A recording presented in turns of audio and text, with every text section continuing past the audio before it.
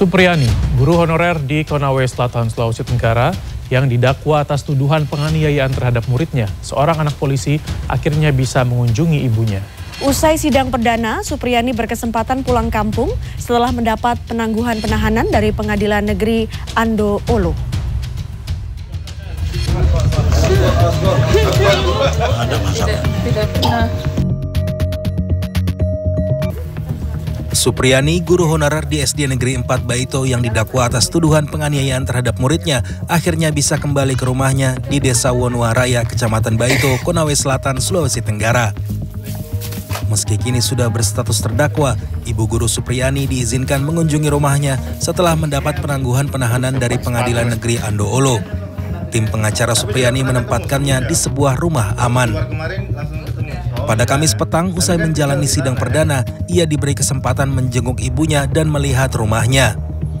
Di rumah ibunya ini, Supriyani menitipkan kedua anaknya selama ia menjalani masa penahanan di Lapas Perempuan dan Anak kelas 3 Kota Kendari. Sang ibunda, Kamsilah, berharap Supriyani segera terbebas dari segala jerat hukum yang membelit anaknya itu. Semoga tuntas, belakangnya tidak ada apa-apa. Minta dibebaskan? Iya, semoga dibebaskan selamanya.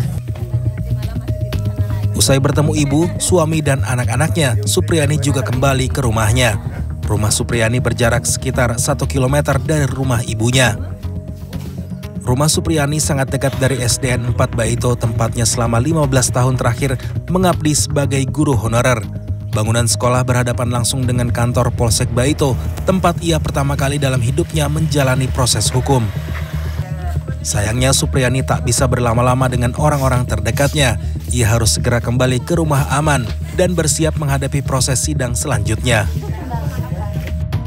Supriyani, sang guru honorer, sempat dipenjara selama sepekan lantaran dituduh menganiaya murid yang merupakan anak polisi. Ia menjalani sidang perdana di Pengadilan Negeri Ando Olo pada Kamis siang. Dalam sidang dakwaan, jaksa penuntut umum menuding Supriyani melakukan tindak kekerasan terhadap anak.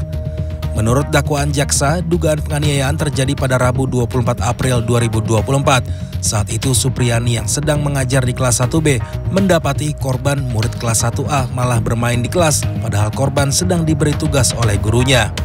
Jaksa pun menyebut Supriyani memukul bagian belakang paha korban sebanyak 1 kali dengan gagang sapu ijuk.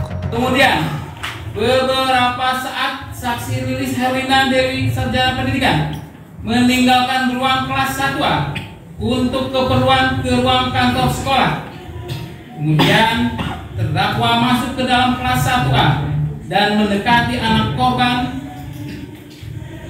yang sedang bermain-main di kelas serta tidak fokus dengan kegiatan menulis, sehingga terdakwa langsung memukul anak korban sebanyak 1 kali di bagian kedua paha belakang anak korban.